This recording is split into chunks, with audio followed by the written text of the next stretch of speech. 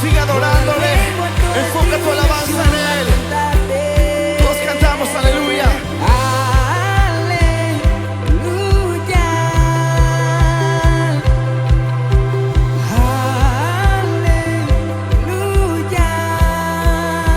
Cantamos aleluya. Aleluya al Rey. Aleluya. Con manos levantadas. Aleluya.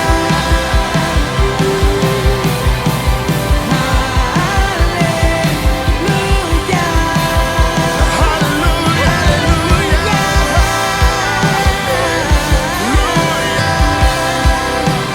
Dile aleluya.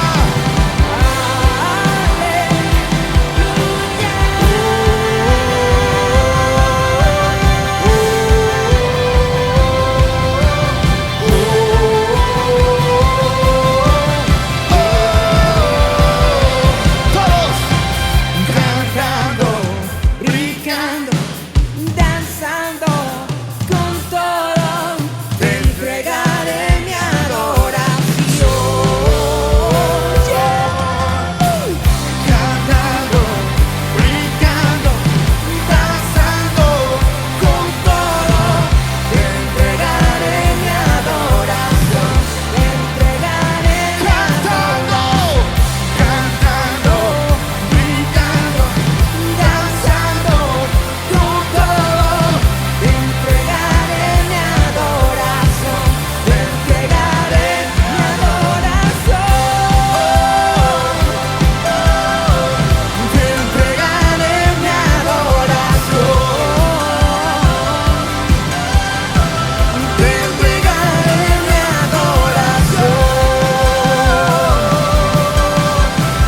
Te entregaré mi adoración. Te entrego lo que soy. Solo a ti.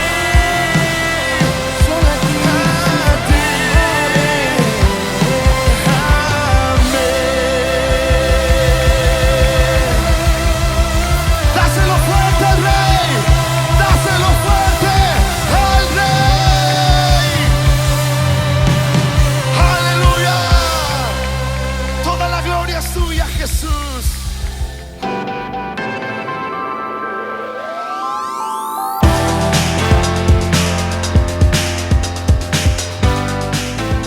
Bendiciones, amada Iglesia Restauración. Un saludo afectuoso a cada uno de ustedes que en esta hora están reunidos en sus hogares para llevar a cabo nuestra reunión de su presencia en casa. Que no olvidemos que tiene como objetivo principal poder ser discipulados a través de la palabra de Dios, a través de la enseñanza. Pero también no olvide que es la estrategia continua que nos permite alcanzar a otros para Cristo. Espero y deseo que en su reunión haya gente nueva, haya invitados, y si los hay, pues reciban nuestros saludos. Esperamos que la palabra de Dios pueda edificar sus vidas, pero sobre todo llevarles a una decisión de entregarle sus vidas a Jesucristo, de poner toda su confianza en Él, y de esa manera, como dice su palabra, puedan ser salvos y vengan a ser hijos de Dios.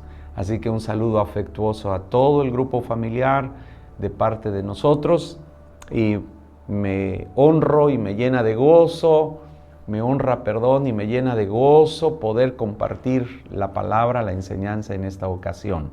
Como ustedes saben, hemos concluido una serie de enseñanzas y de estudios basados en el Evangelio de Marcos, y vamos a iniciar ahora el Evangelio de Mateo. Así que espero que usted pueda leer. Obviamente no podemos abarcar toda la riqueza de enseñanzas que tenemos en el Evangelio o en estos Evangelios, pero sí podemos rescatar algunas enseñanzas claves y especiales para nuestras vidas, para seguir edificándonos y seguir creciendo en el conocimiento de nuestro gran Salvador Jesucristo, que nos ha cambiado la vida, nos ha transformado la vida, nos ha liberado del pecado, nos ha perdonado nuestros pecados y nos ha hecho sus hijos. Así que con todo el entusiasmo, toda la expectativa y toda la emoción, vamos a entrar, a iniciar en el Evangelio de Mateo. Y a manera de introducción me gustaría resaltar y hacer algunas afirmaciones importantes como conocimiento que debemos de tener, pero sobre todo poder de ese conocimiento extraer enseñanzas, extraer verdades para aplicarlas a nuestras vidas y de esa manera poder seguir creciendo en el Señor. Lo primero que quiero y me permito afirmar es que el Evangelio de Mateo es el primero de los evangelios, de los llamados evangelios. Hay 4 evangelios que son Mateo, Marcos, Lucas y Juan. Entonces Mateo es el primero de los evangelios y también el primero en ser escrito, ¿de acuerdo? Su autor, ¿quién escribió Mateo? Mateo, todos coinciden que fue Mateo o Leví, que era uno o fue uno de los discípulos y apóstoles de Jesús, uno de los discípulos y apóstoles del Cordero. Usted sabe que Jesús eligió y escogió a 12 para que estuvieran con Él y para luego enviarlos a predicar y les dio autoridad también. Entonces, el autor del Evangelio de Mateo es uno de esos discípulos llamado precisamente Mateo o Leví. También tenemos que afirmar que Mateo es un evangelio dirigido especialmente al pueblo judío. Sin embargo, su enseñanza trasciende a nosotros que ahora, como creyentes en Jesucristo, somos el pueblo de Dios, somos el Israel espiritual. Acuérdese que allí en Gálatas el apóstol Pablo dice con toda claridad que judío no es aquel que nació como judío, que lleva sangre judía. Judío no es aquel que es circuncidado físicamente, sino judío hoy es aquel que ha sido circuncidado en su corazón, que ha creído en Jesucristo y que sin importar su origen nacional, por la fe en Jesucristo, ahora es y se convierte en el pueblo de Dios, en el Israel espiritual.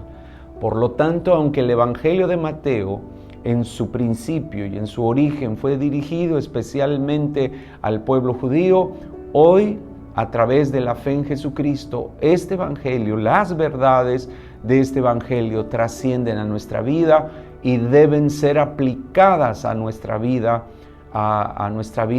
quienes ahora somos el pueblo de Dios, el Israel espiritual, la iglesia, su iglesia. También quiero afirmar que este Evangelio deja manifiesto algunos aspectos muy relevantes en cuanto al pueblo judío y que es muy importante que nosotros lo tomemos en cuenta, ¿sí? Hay algunos aspectos muy relevantes, muy importantes en cuanto al pueblo judío. Lo primero es que en el libro vamos a encontrar que la infidelidad del pueblo judío a Dios y a su palabra, a la ley del Señor, los privó del reino de Dios. Los privó del reino de Dios. Qué tremendo, habiendo tenido la oportunidad de creer, de vivir, de crecer y de experimentar todas las bendiciones del reino de Dios, por su infidelidad, por su falta de fe, por su desobediencia a la palabra, fueron privados de todo ello. Vamos, por favor, en Mateo capítulo 21, versículo 43, para que nosotros veamos esta verdad. 21, versículo 43 dice: por tanto os digo que el reino de Dios será quitado de vosotros y será dado a gente que produzca los frutos de él. El reino sería quitado a vosotros y sería dado a otros, a otra gente que produzca los frutos. ¿Quién es esa otra gente que dijo Jesús? Pues obviamente somos ahora nosotros, somos la iglesia, somos los creyentes de todas las generaciones a partir de Jesús, todas las generaciones que han creído y han abrazado la fe en Jesucristo. Entonces ahora no solo se nos ha dado el reino de Dios, sino que somos parte del reino de Dios, vivimos dentro del reino de Dios y por supuesto disfrutamos de todos los beneficios del reino de Dios. Bueno, también en Mateo nos muestra que los judíos, como rechazaron al Mesías, pues obviamente tuvieron que enfrentar las consecuencias del castigo de parte de Dios. Rechazaron, no aceptaron, no quisieron, rechazaron al Mesías que se había revelado y por lo tanto tuvieron que enfrentar las consecuencias. Mateo 23, 25 dice con toda claridad lo siguiente. Dice Mateo 23, 35, por favor. Dice: por tanto, he aquí yo os envío profetas y sabios y escribas, y de ellos a unos mataréis y crucificaréis, y a otros azotaréis en vuestras sinagogas, y perseguiréis de ciudad en ciudad, para que venga sobre vosotros toda la sangre justa que se ha derramado sobre la tierra, desde la sangre de Abel, el justo, hasta la sangre de Zacarías, hijo de Berequías, a quien matasteis entre el templo y el altar. De cierto os digo que todo esto vendrá sobre esta generación. Y literalmente Jesús profetizó las consecuencias para el pueblo judío de haber rechazado al Mesías.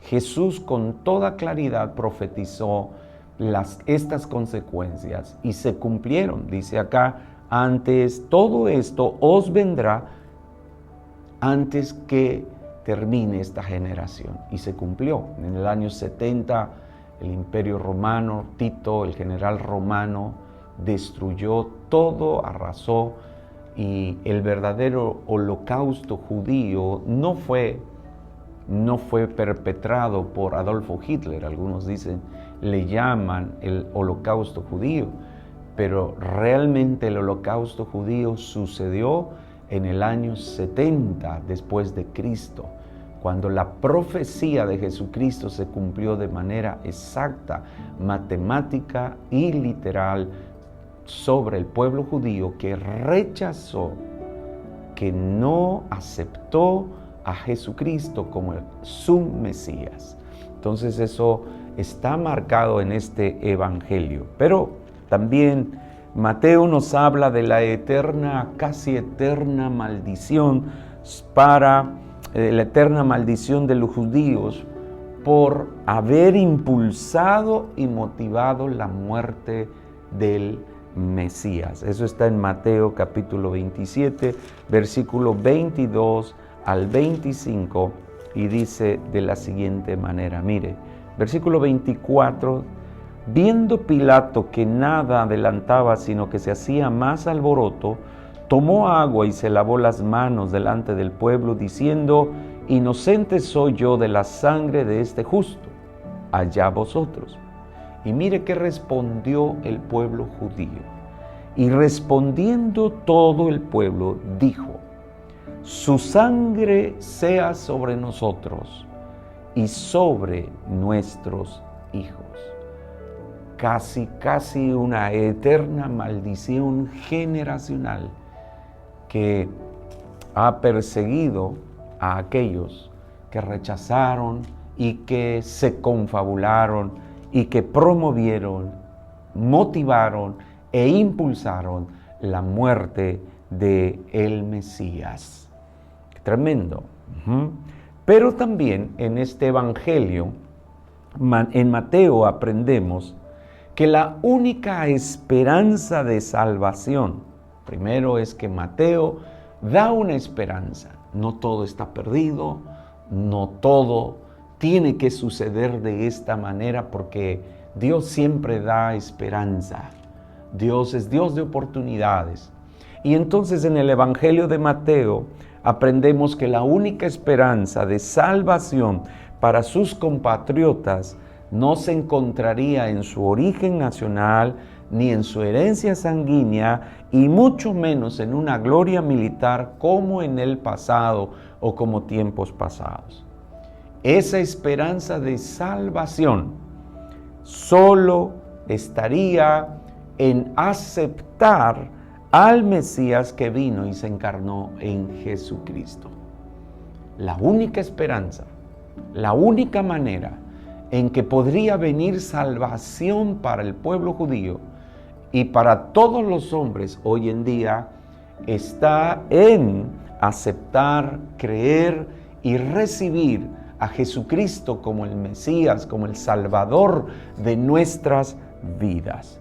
Por eso hay un pasaje tan tremendo en el libro de Hechos, en el Hechos capítulo 4, versículo 12, dice de la siguiente manera, desde el versículo 11 dice: este Jesús, el Mesías, es la piedra reprobada por vosotros, los edificadores, la cual ha venido a ser cabeza del ángulo. Y aquí hay una afirmación tremenda, no solo para el pueblo judío en esa época y en ese tiempo, sino a lo largo de las generaciones, hasta estos días y estos tiempos que a nosotros nos han alcanzado, es esta verdad. Dice: y en ningún otro hay salvación, porque no hay otro nombre bajo el cielo dado a los hombres en que podamos ser salvos. La única manera en que el hombre, las personas, pueden ser salvos es en Cristo Jesús. El único nombre dado debajo del cielo para la salvación de los hombres es Jesucristo. ¿Y cómo llegamos a esa salvación? Pues como dice la Biblia, el que creyere será salvo, creyendo en Jesucristo, entregándole nuestra vida a Jesús, recibiéndole en nuestro corazón, y a partir de ese momento, si hemos creído, decidir caminar con fidelidad y en obediencia a Jesucristo, a su mensaje, su evangelio, de tal manera entonces que no solamente seamos salvos de la ira de Dios, sino que podamos nosotros también vivir en una novedad de vida y caminar dentro del reino de Dios con todos los beneficios que eso implica para nuestra alma, no solamente presentes, sino en un futuro, en una eternidad, nosotros podemos disfrutar de todo ello, de la vida. Jesús, mientras estuvo en este mundo, mientras estuvo en esta tierra, su mensaje fue este: yo he venido para que tengan vida y para que la tengan en abundancia. El estándar de vida que el Señor ha diseñado para nosotros no está en el mundo, no está conforme al mundo, al pensamiento del mundo. El estándar de vida solo Cristo lo puede dar. Así que es algunas afirmaciones que nosotros hacemos con respecto al Evangelio de Mateo. Pero yo quisiera abordar el tiempo que me queda sobre dos aspectos importantes del capítulo 1. Y en primer lugar quisiera abordar unas verdades espirituales con respecto a la genealogía de Jesús, porque el Evangelio de Mateo comienza con la genealogía de Jesús. para algunos pareciera irrelevante, pero nada de lo que está escrito en la Biblia, nada de lo que está sentado en las Escrituras es irrelevante. Tiene su verdad, tiene su mensaje, tiene su revelación. Y yo quisiera mencionar algo al respecto de la genealogía de Jesús. En primer lugar, en el versículo 1, leemos, capítulo 1, versículo 1, dice: libro de la genealogía de Jesucristo, y hace la siguiente afirmación: hijo de David, hijo de Abraham. El Evangelio de Mateo resalta a Jesucristo y lo refleja y lo da a conocer, usted lo va a leer, como el rey de los judíos. Y si es el rey, entonces debe de tener una genealogía de realeza. Y por eso es que se afirma en el versículo 1 que Jesucristo es descendiente ¿de quién? Del rey David. Jesucristo tenía una descendencia real, al punto que Mateo toma y le pone interés y de una manera muy específica hace mención que Jesucristo desciende como hijo de David. Claro, en el plano humano vamos a estar aprendiendo un poco más al respecto, pero el Evangelio de Mateo afirma la realeza de Jesucristo. Amén. Bien, entonces decíamos que aunque es una genealogía bajo el concepto judío, sin embargo, bajo ningún concepto se debe tildar de nacionalista y mucho menos despreciativa o selectiva esta genealogía, sino completamente inclusiva. Ahora, no me refiero, cuando hablo de inclusiva, por favor, no me estoy refiriendo al concepto diabólico de la ideología de género que está muy de moda del lenguaje inclusivo, de la mentalidad o la ideología inclusiva. No me refiero a eso, por favor. Quiero hacer un énfasis en ello.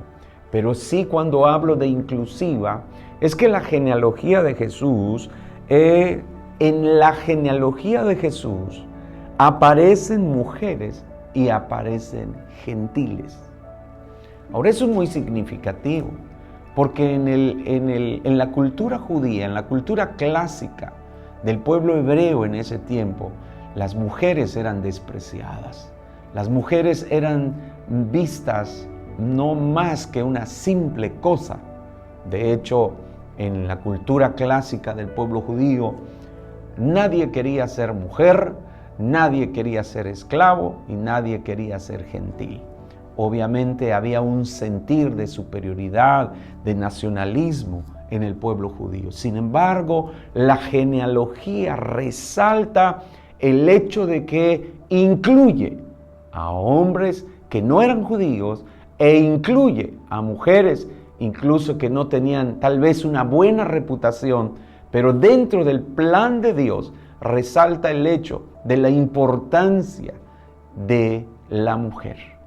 Por eso es que encontramos, por ejemplo, en el versículo 3, dice: Judá engendró de Tamar a Fares. Tamar era una mujer. Versículo 5, Salomón engendró de Rahab, otra mujer, a Boz. Boz engendró de Ruth, otra mujer. Amén. En versículo 6, Isaí engendró al rey David y el rey David engendró a Salomón de la que fue mujer de Urías. Se refiere a Betsabé. Y por supuesto en el versículo 16 dice: y Jacob engendró a José, marido de María. ¿Ve usted ahí las mujeres? Dios dándoles un lugar especial. Aún cuando la aparente reputación de algunas no era la más adecuada. Y sin embargo, Dios abre su corazón, abre sus brazos para incluir a todos. Amén. Entonces, en el Evangelio de Mateo queda manifiesto que el Mesías, que Jesucristo, y el mensaje del Evangelio de Jesucristo llamaría a gente de todo tipo incluidas las mujeres, como le decía, tan despreciadas por la cultura clásica del tiempo de Jesús, o como los odiados gentiles paganos.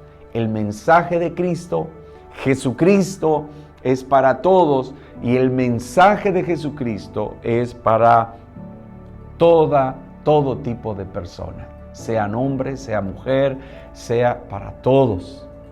Romanos, por favor, me gustaría que leyéramos Romanos capítulo 16, Romanos capítulo 16, hay un pasaje muy tremendo, dice aquí, Romanos 16, versículo 26, dice, pero que ha sido manifestado ahora, y que por las escrituras de los profetas, según el mandamiento del Dios eterno, se ha dado a conocer el Evangelio de Cristo, Jesucristo, se ha dado a conocer a todas las gentes para que obedezcan a la fe.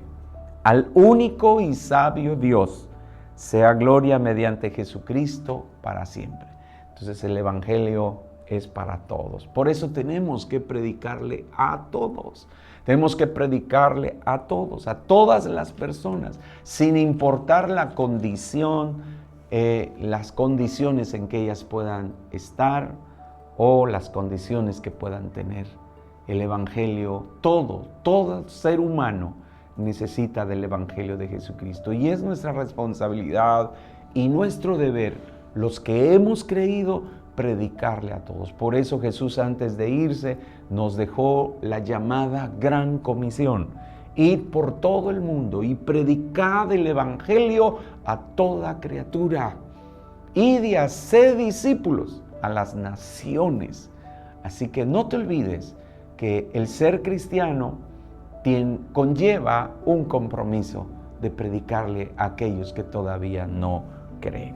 Bien, los siguientes minutos que me restan, quiero resaltar algunas verdades acerca del nacimiento de Jesús. Hay muchas cosas que podemos hablar acerca del nacimiento de Jesús, pero quiero resaltar solamente lo que en este momento estamos viendo en el capítulo 1 de Mateo. Lo primero, siguiendo el relato y la intención del escritor de Mateo, encontramos que el protagonista principal de esta parte del libro no es María, como tradicionalmente se supone, sino que el protagonista principal de este relato, que tiene que ver con el nacimiento de Jesús, ¿sabe quién es?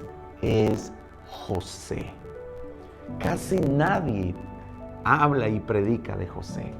Pero José nos trae unas lecciones tan hermosas en este pasaje, gloriosas, que deberíamos de tomar en cuenta. Amén. Entonces el protagonista es José. Y bueno, el relato nos muestra que José y María, ya desposados, y la palabra es decir, estaban comprometidos. Ya estaban comprometidos, ¿sí? Pero sin haber consumado su matrimonio, porque no habían consumado su matrimonio, solo estaban comprometidos. A eso se le llama el desposamiento. Entonces, sin haber consumado su matrimonio, el relato nos muestra que María quedó encinta de alguien que no era José, y eso implicaba adulterio. Y el castigo para un adulterio, para un acto de este tipo, hermanos, el castigo era mediante una lapidación, es decir, que tendría que ser y morir apedreada. María, al encontrarse embarazada o encinta de alguien que no era con el que estaba desposado, conllevaba un castigo muy trágico, dramático, como era el ser apedreada. Tremendo, ¿no? Sin embargo, también el relato resalta la justicia de este hombre llamado José. Mire, dice la palabra en el versículo 18, el nacimiento de Jesucristo fue así. estando desposada María, su madre, con José, antes que se juntasen, o sea, que consumaran el matrimonio, que tuvieran relaciones sexuales, dice, se halló que había concebido del Espíritu Santo. ¿Okay? El relato sigue. José, su marido, ¿ve usted? José, su marido, no habían consumado el matrimonio, estaban desposados. Sin embargo, el desposamiento era tan serio que era un compromiso como si estuvieran casados. ¡Qué tremendo! O sea, no era el noviecito, como algunos muchachos que andan de noviecito, se agarran de la mano, son amigos con derecho y hacen todo ese tipo de situaciones. No, aquí era bastante serio este asunto, y cuán importante es que podamos regresar como creyentes a este modelo de relación. Creo que habría menos problema en los matrimonios, habría menos divorcios si enseñáramos esta cultura a nuestros jóvenes, a nuestros hijos, acerca de este nivel de compromiso y de desposamiento. Bueno, pero seguimos. Entonces el versículo 19 dice, José su marido, como era justo. Mateo da testimonio de que José era justo. ¿Y cómo manifestó esa justicia José? Dice, no quería infamar a María y quiso dejarla secretamente. Mateo resalta la justicia de José, quien no permitió que María cargara con una infamia que tendría que pagar con su vida. Wow. Aquí nos podríamos detener para hablar un poco más de esto, pero no nos alcanzaría el tiempo. María, ¿qué hace? Quiere dejarla secretamente, evitar con todo lo posible. Mire el amor y la justicia de José para evitar que fuera lapidada, evitar que pagara con su vida. Pero también aquí hay algo hermoso y glorioso. La fe de José en la revelación que Dios le dio en sueños y a través de un ángel. Porque mire, dice, versículo 20, y pensando él en esto, he aquí un ángel del Señor le apareció en sueños y le dijo, José, hijo de David, no temas recibir a María tu mujer, porque lo que en ella es engendrado del Espíritu Santo. Y dará a luz un hijo y llamará su nombre Jesús, porque él salvará a su pueblo de sus pecados. Todo esto aconteció para que se cumpliese lo dicho por el Señor por medio del profeta, cuando dijo, he aquí una virgen concebirá y dará a luz un hijo y llamará su nombre Emmanuel, que traducido es Dios con nosotros. Versículo 24 dice, y despertando José del sueño, obedeció, hizo como el ángel del Señor le había mandado y recibió a su mujer, recibió a María, no la rechazó, pero no la conoció, es decir, no tuvo relaciones sexuales con ella hasta que dio a luz a su hijo primogénito y le puso por nombre Jesús. Entonces, esto es hermoso. José, la fe de José ante la revelación que Dios le da en sueños, y él obedece y él cree. Creyó en la palabra de Dios enviada por el ángel. Amados, parece tan simple y tan sencillo esto, pero habemos muchos cristianos que decimos que somos cristianos, que creemos en Cristo, pero ¿sabe una cosa? No le creemos a Dios, no le creemos a su palabra. Y como no le creemos a Dios y no le creemos a la palabra, siempre terminamos haciendo lo que a nosotros nos gusta, lo que a nosotros nos parece, en lugar de obedecer su palabra. Es increíble aquí la fe de José. Dios envía una palabra, una revelación a través del ángel y José la cree. Y porque la cree, la obedece. Pero, y con esto termino, finalmente José acogió a María y aún a pesar de todo lo que ello implicaba para él, José se rindió al plan eterno de Dios para este mundo a través de su respuesta, de su obediencia. Ahora, esto es tremendo y con esto termino, hermano. Tremendo José. José tenía sus planes, tenía sus proyectos. Sin embargo, estuvo dispuesto a negarse a sus sueños y a sus proyectos para rendirse al plan de Dios. No solo para sus vidas, sino al plan de Dios que tenía para el mundo entero. Mire, hermano, esto no es sencillo. José tenía derecho a una fiesta de bodas. Tenía derecho a hacer una fiesta con María, que se iba a casar. Sin embargo, se negó a tener esa fiesta por causa del plan de Dios. José tenía derecho a ser el padre de su primogénito, el padre biológico de su primogénito. Sin embargo, cedió su derecho para la obra del Espíritu Santo en la vida de María. José tenía el derecho de ponerle el nombre a su hijo, el nombre que a él le gustaba o le hubiera gustado. Sin embargo, cedió su derecho para ponerle el nombre a su hijo, ponerle el nombre que Dios le dijo que tendría que ponerle a su hijo. ¡Wow! José tenía derecho de criar a su propio hijo biológico y sin embargo se negó, y mejor dicho, no se negó, sí negó su derecho para ser obediente y criar al hijo que Dios le había dado a María. ¡Wow!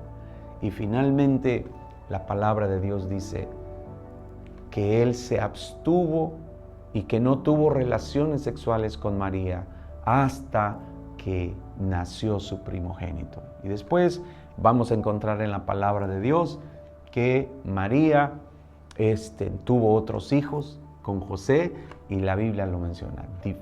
Contrario a lo que la Iglesia Católica dice, que María no volvió a tener hijos y que ella fue virgen toda su vida. No es así. Mateo enseña la verdad gloriosa de que María y José tuvieron otros hijos y fueron bendecidos. Mis amados, con esto concluimos nuestra primera lección del Evangelio de Mateo. Espero que haya sido de bendición para ustedes. Que Dios les bendiga, les amamos y sigamos adelante. Amén.